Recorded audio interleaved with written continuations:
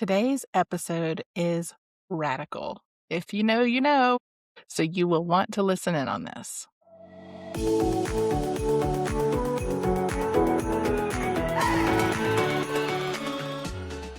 Welcome, welcome. Today's episode, we have an expert, but also someone who has been in our world for a minute. She has been on the podcast before. She has spoken at the Stepmom Summit a couple of times, and she's just an overall, dare I say, rad human being. Before I get to her, though, I want to give you a heads up on a few things we're working on that you are going to want to know about.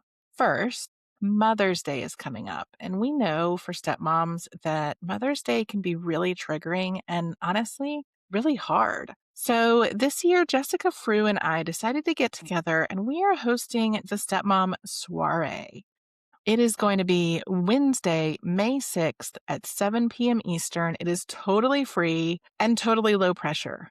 No PowerPoints, no sales, just a bunch of stepmoms with games and prizes and community, and a way to get together before Mother's Day and talk about the things that will make us feel better on Mother's Day, right? We're going to call it the party that Mother's Day forgot to throw us. The other thing is that I am hosting another stepmom retreat this year. And if you have been on our last retreats, you know how amazing they are.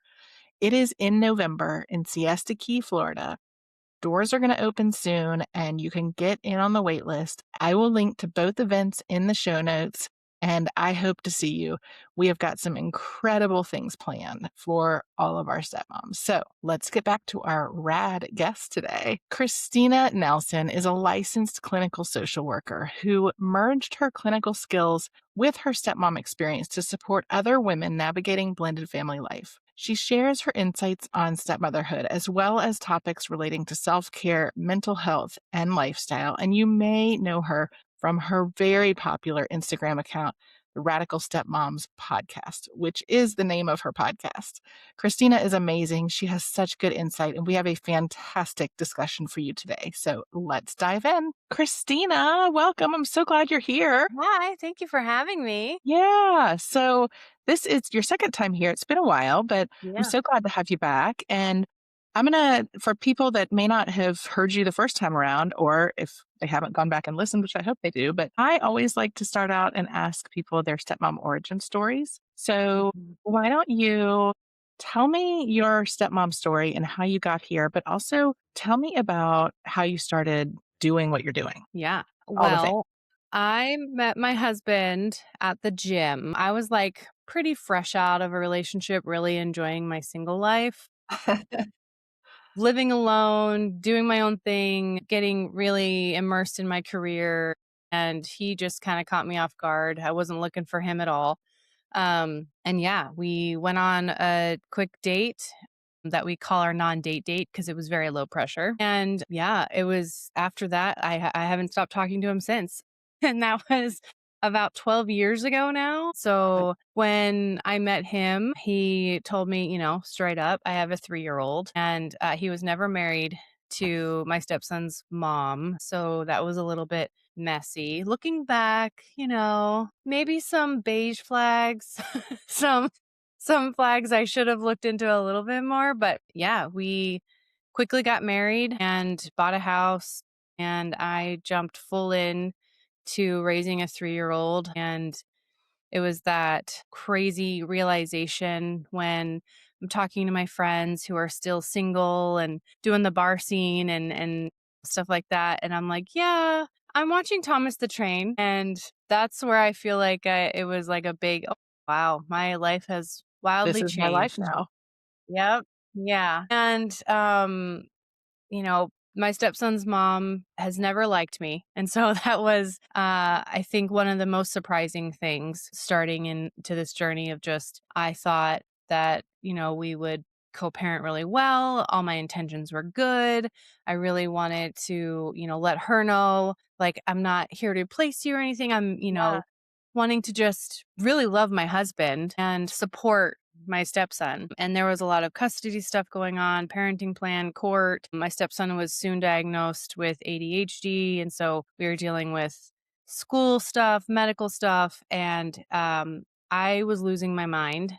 and I had found a few stepmom resources, but all of them at the time really made me feel bad about myself, where it was, you got to treat them like your own. And, just you have to realize you're never going to be first. And if you have any feelings about the kid or whatever, then you're the problem and stuff like that. So I was All the like, stuff that now we're like, "Don't say that to stepmom."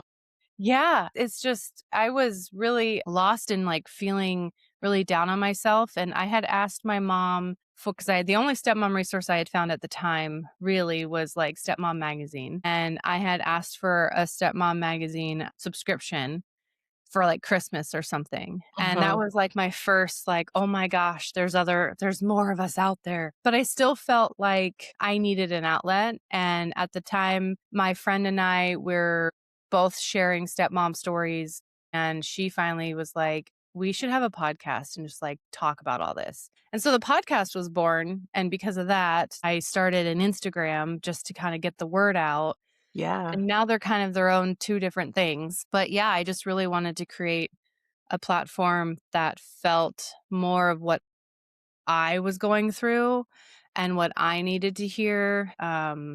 So yeah, I didn't see it at the time, so I built it. Well, and I love that you call it Radical Stepmoms Podcast because using that word radical, I think, pushes back against the idea of a lot of the advice that you got early on, right? Like that we're just Mhm. supposed to quietly endure and smile and take it and, take the high road and be the bigger person and Yep. all the things that we're sort of told, by therapists and coaches and society, really, Mhm. Yep, I don't know. I absolutely. mean, like, when you started out doing this, like, how did that ultimately end up translating into your experience? Like, so you're, putting out there into the podcast world and Instagram, like, how you're feeling about all this. How did that translate into like helping you in your own life? How did having the platform help my stepmom role? Yeah, and taking kind of a Yeah. bold because I feel like you have a really bold voice, which I love. I mean, I think you're really good at articulating the things that stepmoms feel and don't always say. Yeah, So, I like, think how did doing that help you in your own yeah. experience? Think think in the beginning and even now, it feels really vulnerable. There's definitely the times where I put out my feelings or thoughts or takes on things and I get people that are telling me that I'm awful. So I think Been that there. yeah, I think that I realize that that's just really a part of the internet and it's not so much Yeah. personal to being a stepmom, so I've had to take that, but I think and I tell my community this all the time, especially my private community that because I share more private things on that Mm. Patreon than I do on the Instagram and stuff, but I'm there to support them, but they support me just as much in acknowledging that I'm not the only one going through things Yeah. and that I'm here as a support, but that doesn't mean I know everything. So there's definitely times where, stepmoms who have been in it longer or just have like the teenage stage and that, they've experienced something already that I haven't.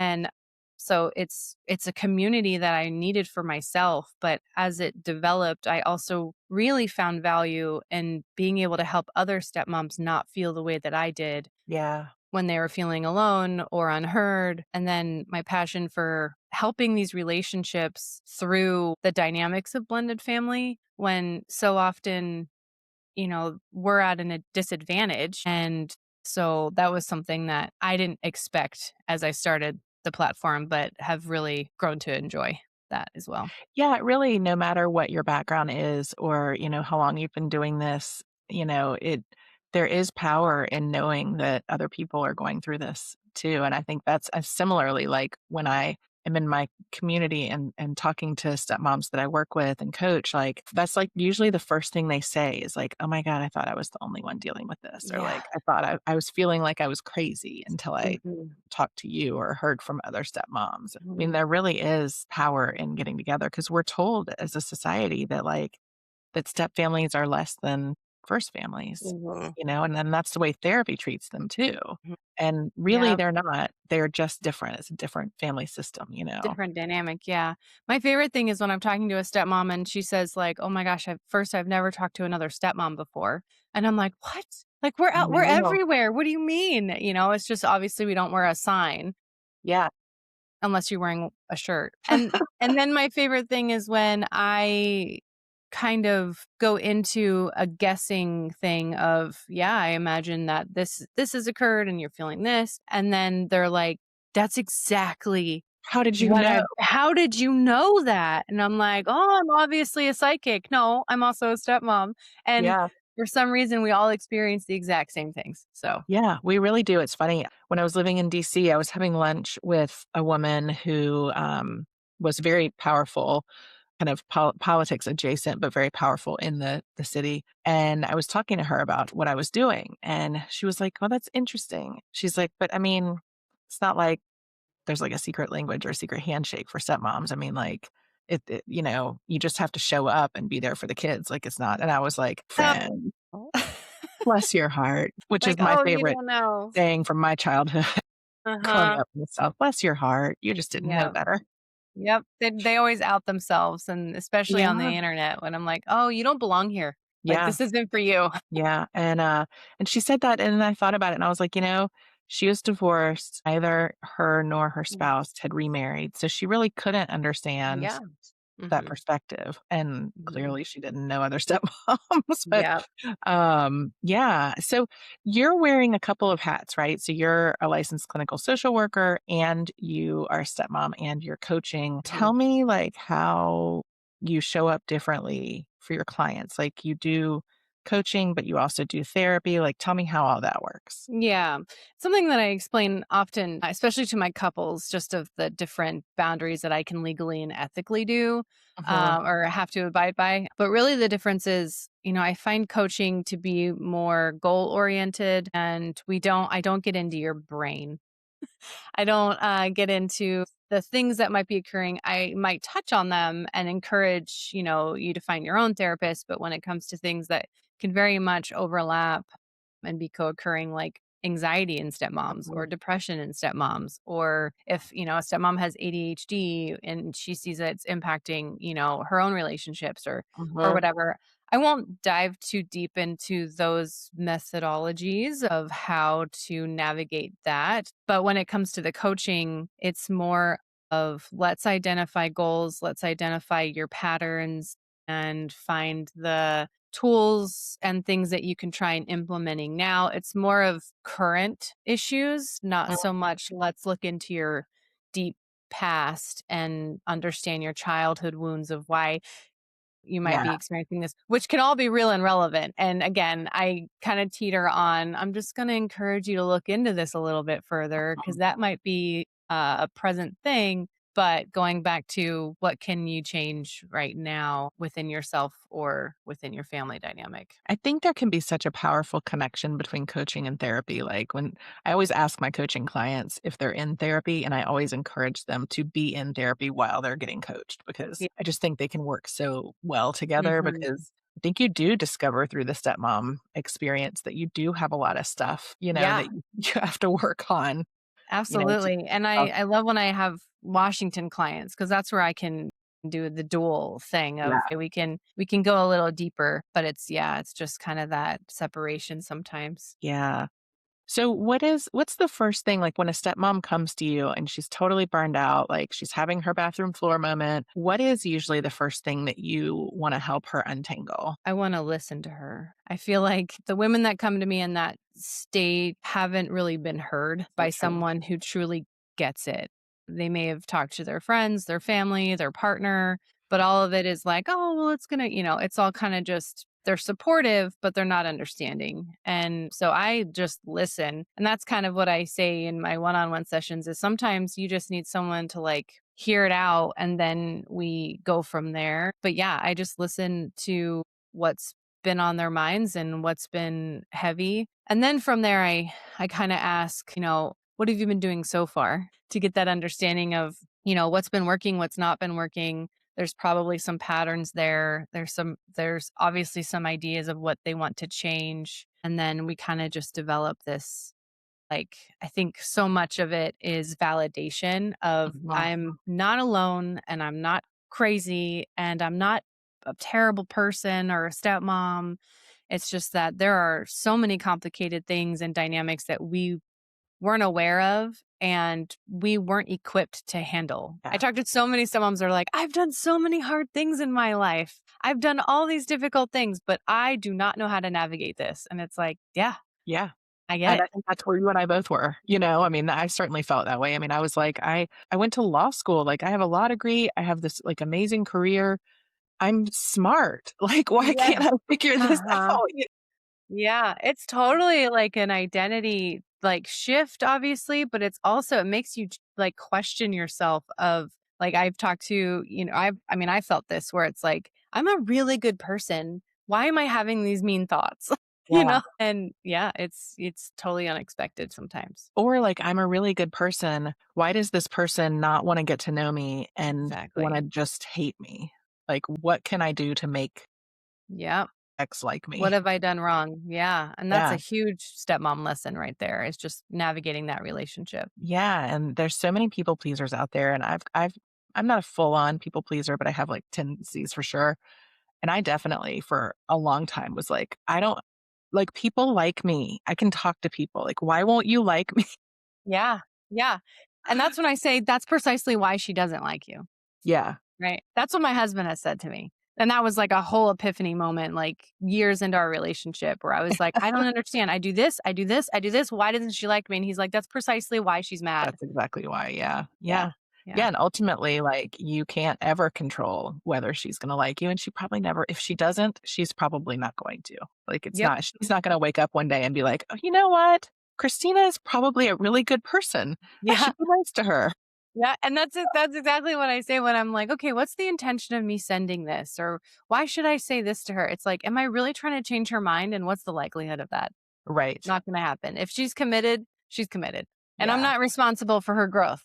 So, That's a huge statement right there, because I think that so many stepmoms, not that they feel responsible for the growth of the ex, but like they really want to like they want her to have some big aha moment, mhm. some big realization, and like in the movies, and like that's not going to happen. Mhm. No. No, I mean, it could, but you don't need to be waiting for it. And that's the thing where I used to try and prove myself or if I just do this, then she'll understand me more. And it's just not that's just not worth my time. Yeah. No, it's really not. And I think it's really easy to get caught in that cycle. Mhm.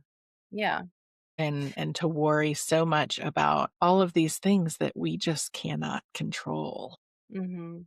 How Yeah. much of the stuff that your clients bring to you ends up being, because I see this a lot, where they come in and they've got some beef about the ex or some beef about the kids, and you kind of Mhm. dive into it a little bit, and you quickly discover that the beef is not actually with the ex or the Oh kids, yeah. it's with their partner. Oh yeah. Yeah. Yeah, absolutely. With their partner or sometimes just within themselves, something that is holding them back. And that's usually a boundary issue. And then the partner thing, it's communication, Yeah. boundaries. And I think it's just so much easier to blame her. Just like stepmoms are it's so much easier to blame us. Yeah. But yeah, I think that we don't want to often address what we might be seeing as a partner issue. And the biggest example is, oh, the ex always texts or calls on our date nights. Yeah. And, then he answers and blah, blah, blah. And so now I'm mad at her. And it's like, girl, why is he answering? Yep. Why is he responding to the is it an emergency? Yep. And it's just those little things like that where you are having to ask more of your partner. And that's where it gets like, oh, this is actually something that I can try and control instead of just being mad at her. Yeah, there are actually some boundaries you can set around communication. And Yep. I feel really lucky in that regard, because my husband is, I mean, he's the kind of guy that will like, he could leave his phone for days and not care. Like, he's just so unattached to that. And he feels zero urgency to Yeah. respond to people. And so, like, he would get some, inflammatory something, and he would just be like, you know what? We'll just respond to that tomorrow. I'm Mm, not going to deal with that. I'm not going to let that ruin the night. And mm, I've always been very thankful for that, because it was usually me that I'm like, no, we need to talk about that. We need to do it. And he's like, no, I don't have to respond right now. The Yep. world is not on fire. And I'm really thankful in retrospect that like the things that I felt urgency about early on as a new stepmom He weren't protected you really from. urgent. And Yeah. he could see that when I couldn't, you Yes. know? Yeah. And that's what we need. And that's what I kind of see throughout working with so many different stepmoms and relationship dynamics is that there is a lot of responsibility for the partner to have their own understanding of their blended family and their relationship with the ex and what co-parenting means to them and what Mhm. stepmotherhood means to them and their kids. And there's unfortunately a lot of couples out there that don't have that really solid vision of what that Yeah. looks like. So stepmoms come into it often thinking, hey, you've got this. Like, you know what we're doing here. Like, bring me in the loop. And then you have to learn together. And sometimes Yeah. it's the stepmom going, actually, we need a boundary here. Yeah, totally. and and the partner has way more power in all of it than I think they often think they do. Yeah. Yeah. Yeah, it's really hard, and those conversations, I mean, it's just not stuff that you talk about when you are thinking about, like, partnering up with somebody that has kids. I mean, Mhm. like, you know they have kids and you have a conception that that's gonna impact your life, but, like, you don't talk about how you're gonna co-parent with each other. You don't talk about how you're gonna co-parent with the ex and, Yep. what norms and values you wanna set for your house. I mean, you really in a perfect world, we would all come into this with a lot more intention, you Yeah, know? absolutely. But Yeah. most of the time, we feel like we're having to kinda come back after the fact and Yep. have those conversations, which I always say it's never too late. Yeah, it's never too late. No. Yeah, it just might take and there's benefit there of like now you know more than you did earlier on. It's so much Mhm. easier to tell a stepmom something when she's in it a little bit more than, in the beginning because maybe she wouldn't listen anyway, you know? Yeah. Yeah, I mean, it is. It's tricky. It's tricky to have that timing and figure out I don't know, I mean, I remember so clearly, like, that first year or 2, and I just went into it so knowing that I was Mhm. great at Yeah. this, Yeah. and that realization about how very wrong I was. Yeah, it can be devastating, and then you have to kind of, like, break apart to get back together. Like, I remember just going full in thinking, "I've got this." Like, I am totally equipped to handle this, and then it was all these outlier things that kept occurring where I was not prepared for, and I Yeah. took that internally as, "Oh my gosh, like, what am I doing wrong? How am I alone in this?" But I think if I would have gotten some of the information, and that's something that I'm very gentle about when I'm talking to newer stepmoms of I'm going to hold your hand when I say this. Yeah. Yeah. I want to respect where you are right now. I'm not going to assume that I know what your trajectory looks like, but I also want you to know that I have an idea. And are you open to hearing about mistakes that we've all made? Or maybe you Mhm. should slow down, essentially, is what I have to gently say of. But that's the right way to put it. I mean, it really is. I mean, it's because it is hard to hear as a new stepmom, and you sometimes feel so convinced that you're on the right path until all of a sudden everything goes sideways, you know? Well, and it just makes sense, right? Because when we're new to it, we're trying to prove not only to everyone else that we belong, but to ourselves. Yeah. Like, and when we're a new stepmom, we're trying to figure out, okay, if they already have a dad, if they already have a mom, where do I fit in? Like, where Right. do I find value? Where do I matter? How do I show up? What's the point of me being here? And so we find our, different ways to be involved, and so we're Mhm. not feeling excluded and like an outsider. And for me, I did that full force that led to burnout. And I Yeah. know other stepmoms way smarter than me have done it a lot slower. And so it's just this, why are you choosing to be involved and are you doing it for the right reasons? Yeah, absolutely. Absolutely. Um, this has been such a fun conversation, and we waited too long before having you back on, so we'll have to have you back sooner. Yeah. But tell us where everybody can find you, and I will also put something in the show notes. Yeah. Everywhere I'm Radical Stepmoms Podcast. So on Instagram or my web address. And then if you go to my website, everything is on there. So where you can find the Radical community, blog posts, and podcast stuff, all the things. Awesome. Thank you so much. Yeah, And take if care. you're listening and you are curious about coaching or getting more involved in helping step families, we are going straight from here over to YouTube to have a conversation about that. So hop over there and make sure you tune in. Christina, thank you so much. Thank you.